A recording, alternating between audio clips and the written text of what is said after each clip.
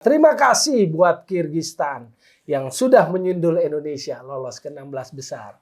Wah, ini Toel kayaknya udah sungsang nih otaknya nih. Ada lagi aliran garis kerasnya. Seolah kalau kita mengkritik STY itu artinya kita benci sama timnas. STY ini menjadi sosok untouchable, orang suci, yang dikultuskan bahwa dia tidak boleh dikritik. Gue melihat STY ini nggak berbicara merepresentasikan dirinya sendiri sekarang.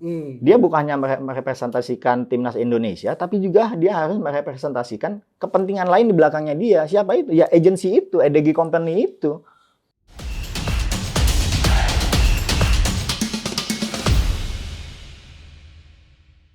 Oke, balik lagi di program Tiki Taka Nalar TV. Ngobrol bola pakai nalar kalau di sini. Bersama saya Bung Toel. Dan tentu saja kita masih bahas tentang Timnas Indonesia di Piala Asia 2023. Yang pertama tentu saja saya harus mengucapkan selamat Timnas Indonesia lolos ke babak 16 besar. Saya pakai senyum loh. Nah, tapi juga jangan lupa terima kasih buat Kirgistan yang sudah menyundul Indonesia lolos ke 16 besar. Kirgistan ya. Seperti biasa saya nggak sendirian. Partner ngobrol saya kali ini adalah kawan saya, Budi Setiawan, founder dari Football Institute, yang belakangan disebut sebagai kaki tangannya Bung Toel katanya. Lalu juga dianggap sebagai satu padepokan. Tapi yang pasti, Budi Setiawan, partner ngobrol saya hari ini, episode ini adalah juga pernah bekerja untuk PSSI, juga untuk PT Liga Indonesia. Nah, kita akan bahas sisi lain dari Timnas Indonesia, nggak melulu soal teknis, tentang STY dan sebagainya. Kita sapa dulu. Apa komentarnya, Bud? Lolos 16 besar Indonesia. Ya, pertama kan ini adalah hari yang berbahagia gitu bagi seluruh rakyat Indonesia. Bukan hanya sekedar insan bola, tapi ini hari bahagia. Karena penuh berkah, di mana kita bisa lolos tim nasional Indonesia ke babak 16 besar. Itu dulu sebagai pembukanya. Tapi secara kinerja, apakah ini sesuai janji STY? Belum, nggak sesuai dong. Kan janji STY-nya kan draw lawan Irak, menang lawan Vietnam. Betul. Ini kan lolosnya, makanya saya bilang tadi terima kasih ke Kirgistan. Ada komen soal itu? Ya, artinya target yang ditetapkan PSSI sampai lolos 16 besar memang sampai. Tapi apakah klaim lolosnya itu betul-betul sepenuhnya milik STY? Nah, itu mungkin itu nanti adalah PR-nya PSSI untuk bisa menilai. Karena kan sebetulnya kan kita sudah melihat refleksi kepuasannya pengurus PSSI ini terlihat. Dari setelah pertandingan lawan Jepang, Arya Sinulinga, Exco Media PSSI, menyampaikan bahwa penilaian pelatih itu bukan hanya bicara proses, tapi juga hasil. Disusul kemudian Waketum Zawhiduddin Amali mengatakan heran tentang strateginya STY. Wajar itu? Ya, artinya ada pertanyaan. Ketika saya melihat itu bukan masalah apa yang diomongin. Tapi ketika unek-unek itu udah pecah di mulut, artinya sebetulnya itu udah lama terpendam. Yes, betul. Refleksi. Exco selama ini diam, pecah di mulut, berarti mulut. Ada something wrong, ada ketidakpuasan yang saya lihat ya di tubuh Exco PSSI terhadap tim nasional di bawah STY. Oke, sekarang kalau kita bicara STY nih, Bu, termasuk kita ngalami lah. Saya dan juga mungkin Anda, ini kan dibully oleh netizen ya. Jadi seolah-olah publik ini nggak boleh atau kita ini nggak boleh atau siapapun nggak boleh memberikan sebuah kritikan atau apapun. Jadi seperti alergi. Padahal kalau kita lihat misalnya 8 pertandingan terakhir aja kan, mulai dari kualifikasi Piala Dunia yang lawan Irak, kan statistiknya 1 kali menang lawan Vietnam, 1 kali draw Filipina, kan 6-nya kalah, termasuk uji coba ya. Betul. Tapi kok publik itu adem-adem malah seperti tetap mengagung-agungkan. Apa yang terjadi terutama di jagat medsos ini?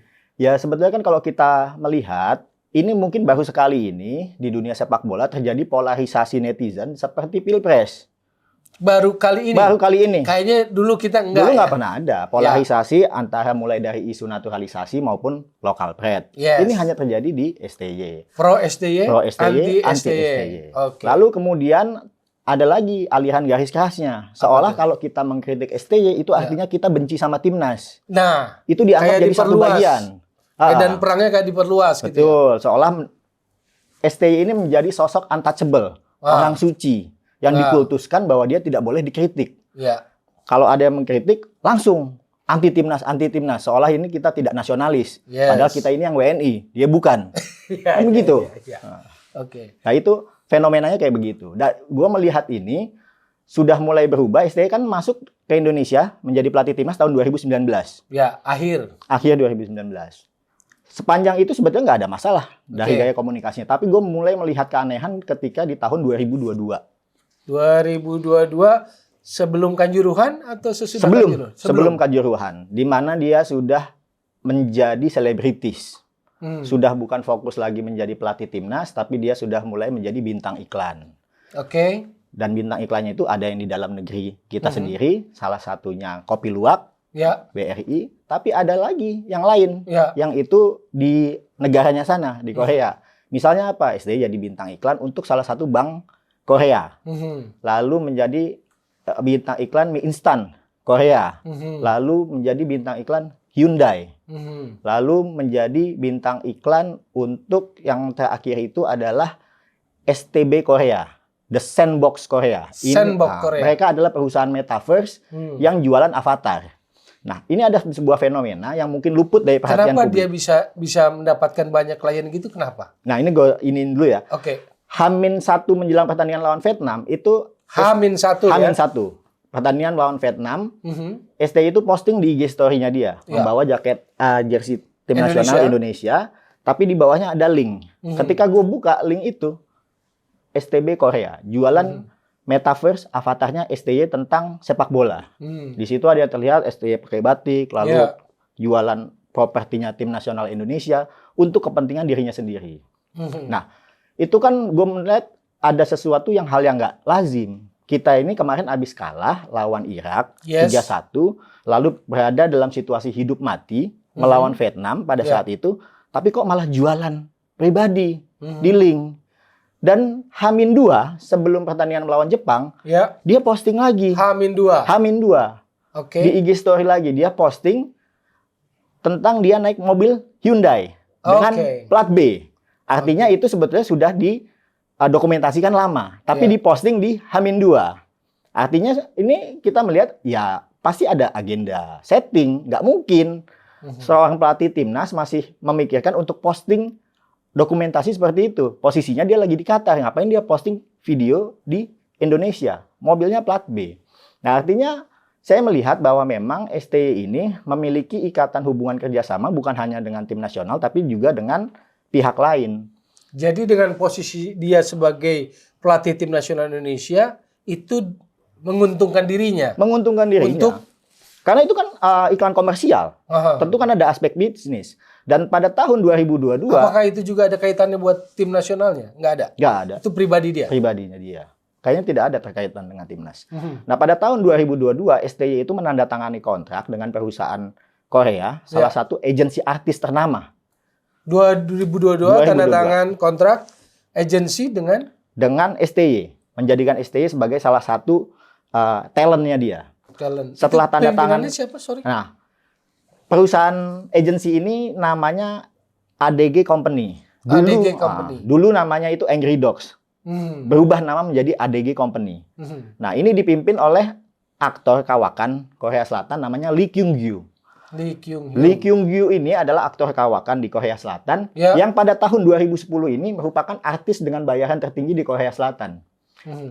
Nilai kontraknya itu, penghasilannya itu 6 triliun pada tahun 2010. Dan itu di bawah naungan KDB Entertainment, salah satu agensi ternama juga di Korea Selatan. Nah, ADG ini yang melakukan sebagai penghubung antara STY dengan produk-produk iklan itu tadi. Nah, itu sehingga memang STY ini dengan ADG Company itu memang ini perjanjian eksklusif, Jadi memang bukan hanya sekedar untuk bisnis biasa, tapi ini lebih kepada sport entertainment. Di mana STY menjadi head coach-nya Indonesia. Nah, tentu pangsa pasarnya diperluas. Yang tadinya Korea, sekarang masuk pangsa pasarnya Indonesia. Sehingga wajar ketika kita ngeliat STB Korea, gue lihat itu bahasanya bukan lagi bahasa Korea, tapi sudah ada yang bahasa Indonesianya. Dan itu menjual tentang pengalamannya STY sebagai pelatih tim nasional, ada lambang burung Garudanya juga. Pertanyaannya ini PSSI tahu atau enggak properti tim nasional kita dipakai oleh STY untuk kepentingan pribadinya dia. Pertanyaannya, PSSI tahu nggak properti tim nasional dipakai oleh STY untuk kepentingan dia? Itu Betul, satu hal. itu satu hal. Secara bisnis. Artinya, sangat mungkin juga agensi itu menjaga pencitraan STY dong. Pasti dijaga. Terutama di jagat medsos Indonesia ini. Pasti dijaga, karena dengan kita ngelihat profil company-nya aja dan pemiliknya aja, itu 6 triliun penghasilannya pada tahun 2010. Dan Lee Kyung-gyu ini adalah godfather-nya dunia entertainment di Korea Selatan. Sehingga dengan dia mengikat perjanjian dengan STY, kontrak eksklusif, ya tentu harus dijaga dong. Kalau udah kontrak eksklusif, reputasinya harus dijaga, pemberitaannya harus dijaga, sehingga menjadi penting untuk mereka menjaga marwahnya STY. Jadi begitu ada yang pengamat bola memberikan kritik-kritik itu menjadi alergi gitu? Selalu ada counter gitunya? Ya, gue kan juga sebetulnya kan agak nggak percaya kan awalnya. Ketika lo bilang lo diserang sama buzzer. Wah, ini Toel kayaknya udah sungsang nih otaknya nih. Atau gimana nih? Tapi akhirnya kan gue teliti juga. Ya beberapa case kita temukan seperti kayak ada agenda media setting gitu loh. Framing bahwa apapun kan lah. Kita sering diskusi kan offline kan segala macam, kok secara kebetulan di jam yang sama, di hari yang sama muncul satu isu yang sama. Bahkan menjelang pertandingan lawan Jepang, ini kita belum lawan Jepang tiba-tiba sudah ada permintaan STY untuk dipertahankan. Ya, perpanjang kontrak. Perpanjang kontrak. Ini kan gimana ya? Agak nggak masuk akal gitu loh. Ketika ada pendahuluan isu. Nah, itu menjadi salah satu bukti bahwa ini nggak mungkin tidak ada yang meng-create. Dunia sosmed ini kita tahulah kayak gimana bekerjanya. Betul. Ada yang ada yang profesional, ada yang di atas meja, ada yang di bawah meja, istilahnya itu semua telanjang. Iya, jadi kita sering lihat juga sebelum pertandingan, bahkan setelah Vietnam, kan saya sempat sebut istilah cuci dosa ya.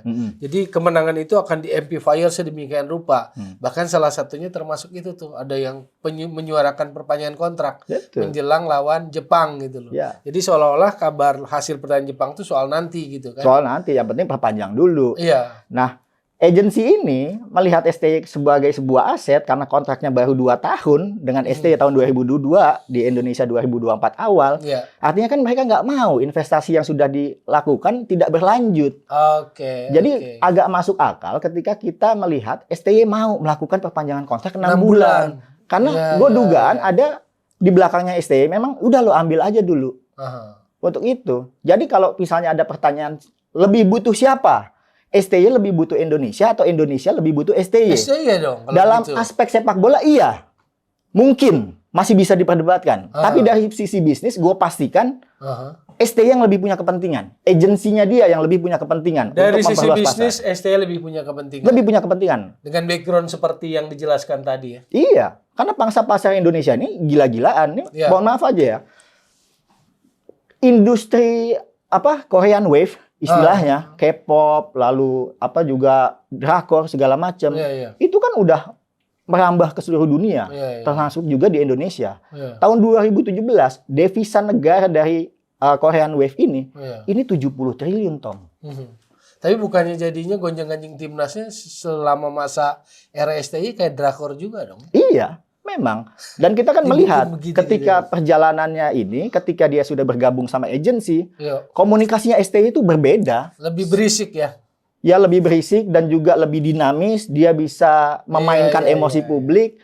Seperti misalnya dia bisa memberikan sebuah pendahuluan bahwa ini pemain baru datang, fisik lelah.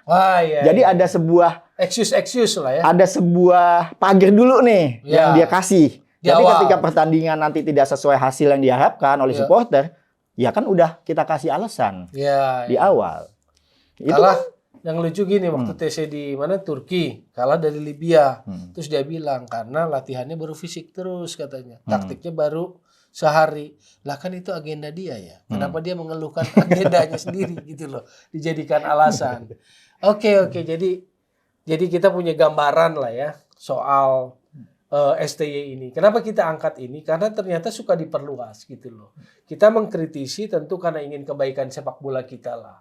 Tapi ternyata ada banyak dimensi lain. Ternyata nggak tunggal ya faktornya. Nggak tunggal faktornya. Jadi kalau kita bicara STY ini, kita bukan hanya melihat STY sebagai seorang pelatih sepak bola.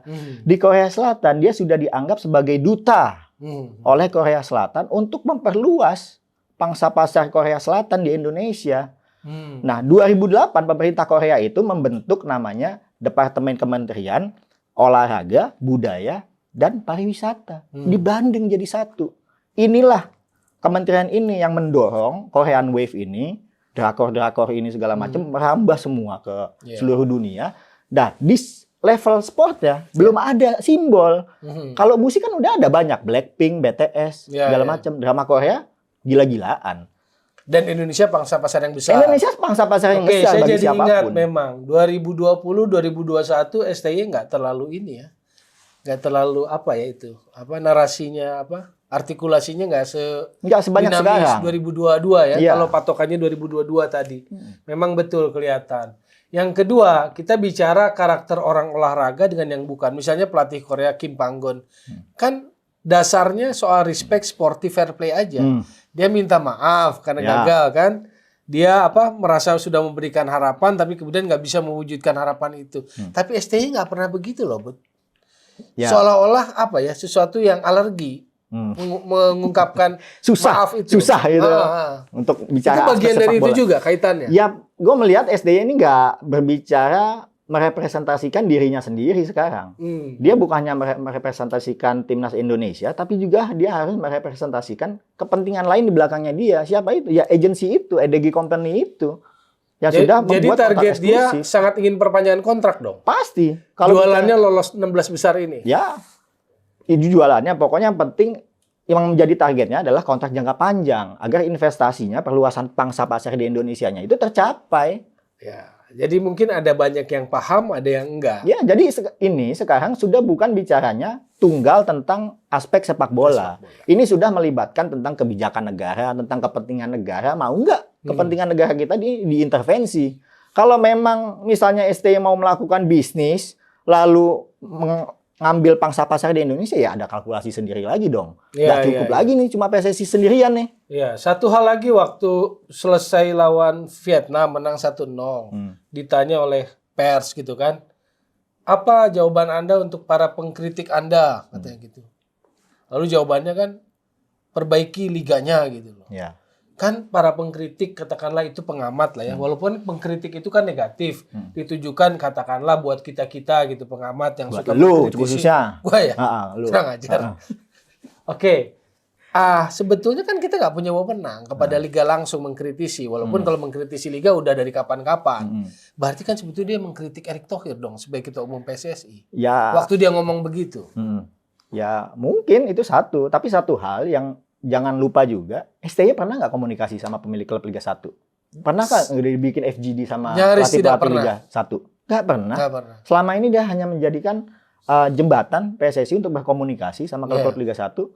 Harusnya dia dengan profil yang high level, dia pegang 3 tim nasional kita, ketemu dong. Rutin ngobrol dong sama pelatih-pelatih Dia Liga seperti kita. duduk di Menara Gading. Iya.